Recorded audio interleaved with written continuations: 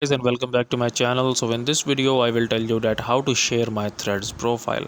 So before starting this video, make sure to like this video and subscribe to my YouTube channel for more tips and tricks like this one.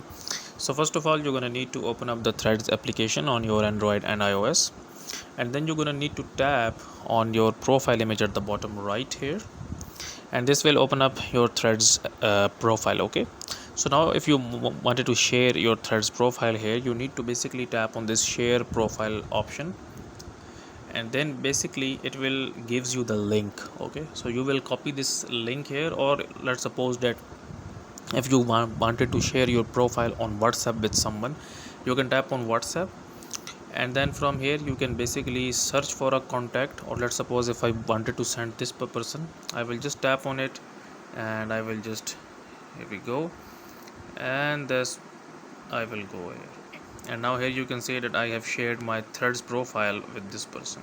So that's it for this video, guys. If you find it useful, kindly like this video and subscribe to my channel, and I will meet you in the next video.